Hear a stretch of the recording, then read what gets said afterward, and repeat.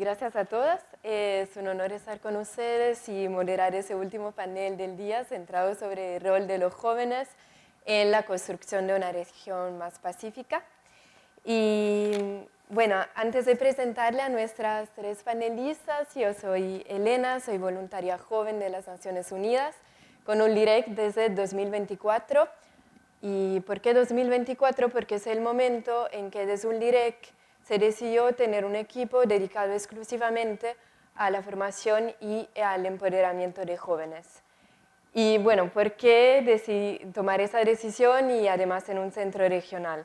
Bueno, porque los jóvenes, y los demuestran los datos, los estudios, los testimonios, son los primeros impactados en la región por la violencia armada. Son los primeros impactados tanto como víctimas que como perpetradores. Entonces, trabajar en prevención de la violencia armada también significa trabajar con jóvenes.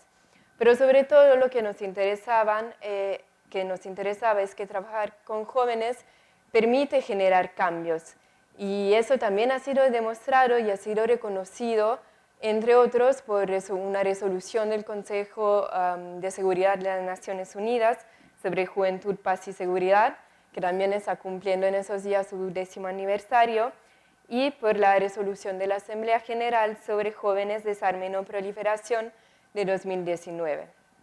Y como UNODA trabajamos desde 2019 al empoderamiento de jóvenes a través de diferentes programas bajo la bandera de Youth for Disarmament. Pero a lo largo de esos programas, una de nuestras lecciones aprendidas ha sido que cuanto más formamos también los jóvenes desde una perspectiva regional, cuanto más los programas se vuelven eficaces.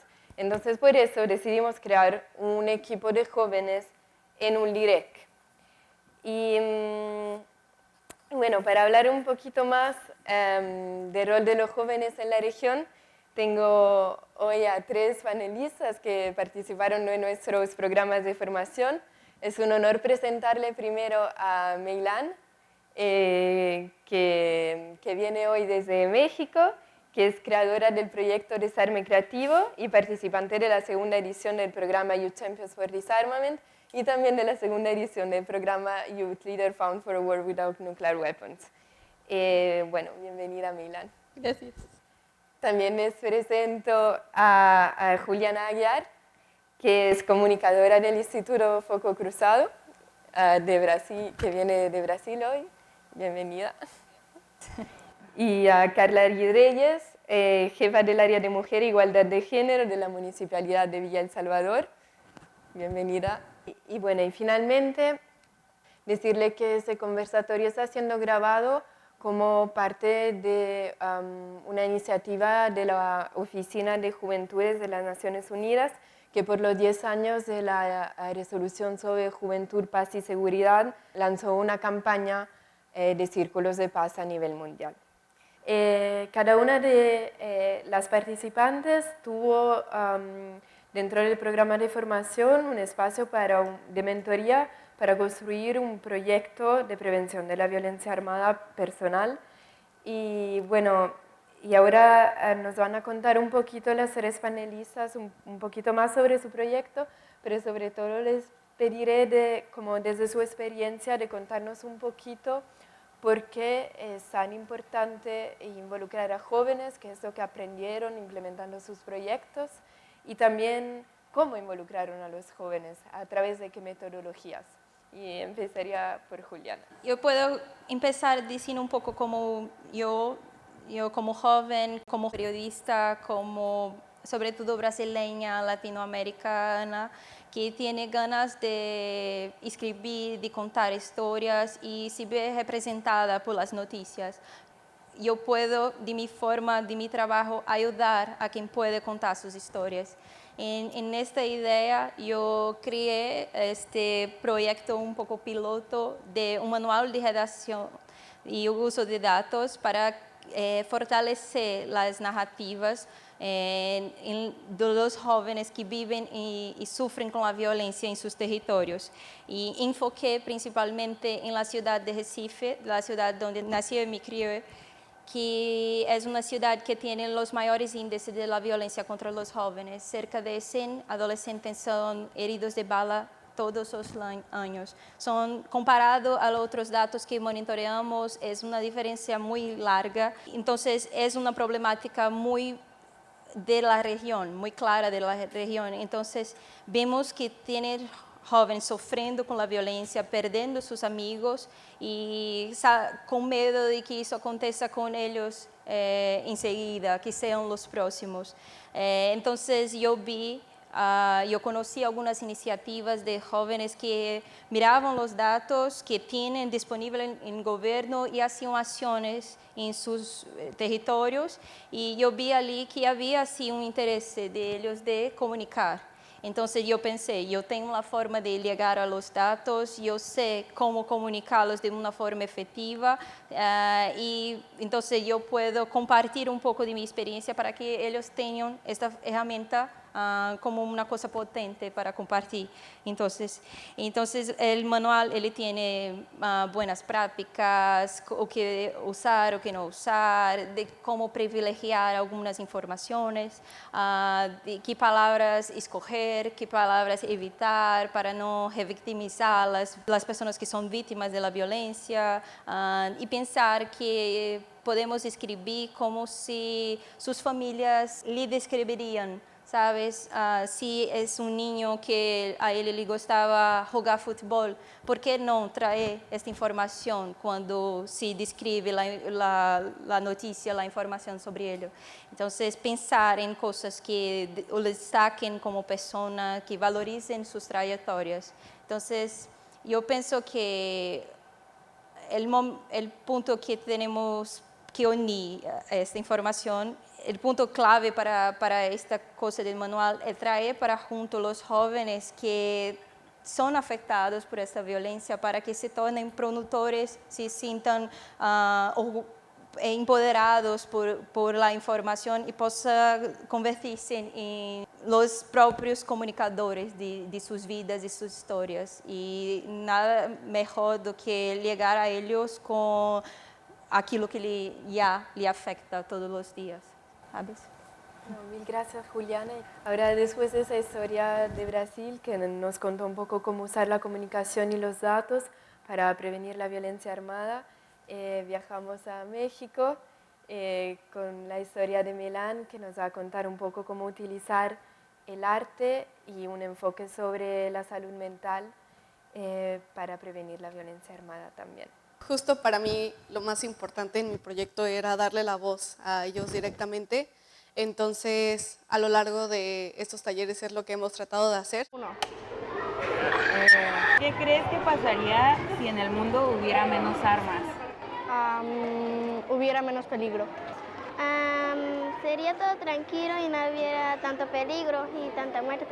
Lo que yo buscaba con Desarme Creativo era justo eso, que se sintieran escuchados, y a su vez que también les escuchemos, porque eso es lo realmente importante, ¿no? Que creo que es una idea que hemos tenido persistentemente aquí, crear estos espacios, y lo más importante al trabajar con infancias y juventudes es hablar en su idioma, en nuestro idioma. Entonces, lo que más me ha funcionado al trabajar con infancias y juventudes y que de verdad dejemos un impacto, que no sea solo una charla más, una clase más, es hablar en un idioma innovador y creativo. Entonces, a través del juego, a través de un aprendizaje mutuo también, no solo es nosotros ir a dar la información, sino también aprender de ellas y de ellos.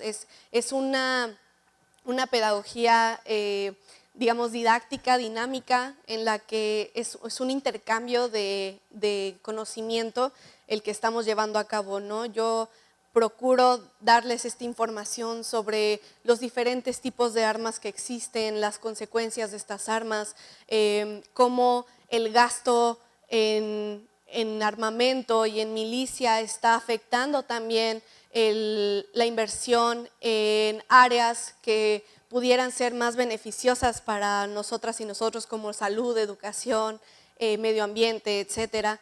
Y a través de estos talleres informativos justo lo que buscamos es concientizar sobre las diferentes oportunidades que tienen de desarrollo, porque los talleres de desarme creativo están enfocados principalmente en las comunidades que están siendo afectadas por violencia armada de diferentes formas, ya sea por militarización, por el crimen organizado, por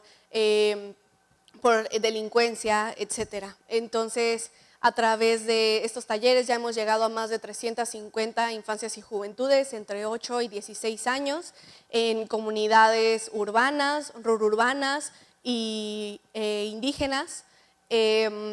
Y pues claramente son poblaciones totalmente diferentes en las que hemos tenido que ir adaptando los materiales, pero se componen principalmente de una parte informativa, que es la que les comento.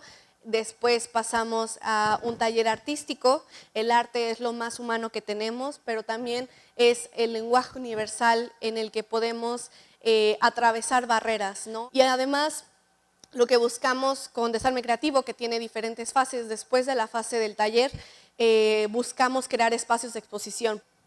Y si no existen los espacios en los que se nos tomen en cuenta, pues es momento de crearlos de la mano de las personas que están siendo afectadas directamente y, como dijeron ya mis compañeras, abrir los espacios para otras personas y que cada vez seamos más mujeres, más infancias y más juventudes pues preocupadas por el desarme, pero más allá de preocupadas, que estemos tomando acción sobre ello, porque sí creo que es una realidad y que ante justo la incertidumbre lo que nos queda es la esperanza. Y si no tomamos acción ahora, pues nunca va a llegar ese destino que buscamos. Muchas gracias.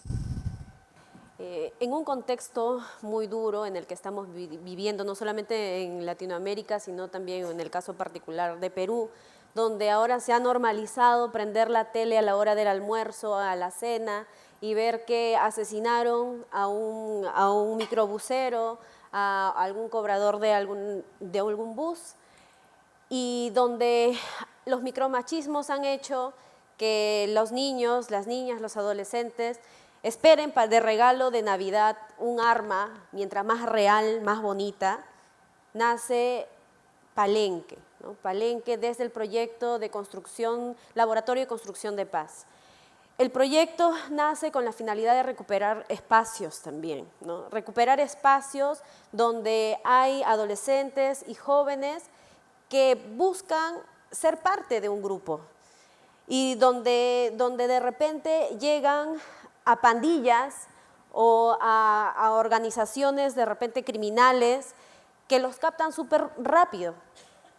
Entonces, una alternativa adicional es esta organización, que es el Colectivo de Arte Social Palenque, a través de sus diferentes proyectos de construcción de paz, que les dice a los adolescentes y a los jóvenes: podemos hacer masa también nosotros, podemos hacer masa, podemos construir colectivamente y podemos ir transformando poco a poco. Pero Palenque es un refugio para escucharnos. Todo este proceso de transformación que se realiza en Palenque a través de la danza, de las artes, del acompañamiento con salud mental, que se realizan a través del fortalecimiento de la autoestima incluso, se traduce también en unas muestras finales, y es el impacto que se genera a través de los diferentes niveles de articulación, con la creación de festivales. Una frase muy potente de mi distrito, que dada su peculiaridad de nacer de un desierto, de la nada, es el siguiente, ¿no? Si no tenemos nada, lo haremos todo y de la nada. Es una frase que muchos de los villasalvadoreños lo tenemos muy metido porque construimos de cero. Y construir de cero implica, ok, que nos ha pasado en la organización, no tenemos nada para hacer un festival, ¿qué hacemos? Y es empezar a tocar puertas. Y tocar puertas significa presentarles el proyecto, generar el impacto y ver estratégicamente cómo vamos metiéndonos con el gobierno local, con organizaciones de sociedad civil, de repente con instituciones del Estado, con organismos internacionales, con ONGs, que ya al final todos vamos persiguiendo un objetivo común y sumamos esfuerzos. Y de eso nació también una guía metodológica que puede ayudar a motivar a muchas más organizaciones a crear festivales desde la nada. y que no es imposible, que todo es posible toda vez que podamos articular y podamos plantarnos para empezar a gestionar cosas y oportunidades. A eso viene también el rol de nosotros como jóvenes, nuestro rol puente. Nuestro rol puente, en algún momento, nosotros los que ya estamos cerca a los 30 de repente, hemos tenido la mano de mujeres, lideresas, que nos han sabido escuchar y nos han sabido impulsar. Nos han sabido impulsar y ahora nos toca a nosotras. Nosotras que ya de alguna otra forma hemos caminado y hemos cometido errores y aciertos, desaciertos, hemos aprendido en el camino, nos toca darle la mano a las adolescencias. Y ahora todo es una cadena, porque así como llegó a nosotros, nos toca a nosotros rebotar esa información, compartirla y generar más espacios, más refugios, más palenques que busquen dar una alternativa a esta violencia que existe en nuestros países, en nuestra región. Gracias, mil gracias a todas ustedes. Sentíamos que cada uno de sus proyectos aportaba un enfoque muy específico y muy complementar sobre cómo y por qué involucrar a jóvenes en la prevención de la violencia, pero también les invito a acercarse a Ariana, que trabajó en Colombia sobre temas de memoria, y a Jennifer, que trabajó también con el arte y con comunidades indígenas en su comunidad de Nahualá.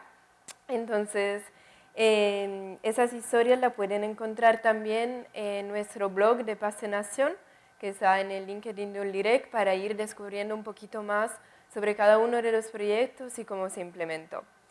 Y bueno, y ahora solo me queda agradecerlas una vez más. Mil gracias por su presentación y sus proyectos. Bueno, y con eso creo que podemos cerrar.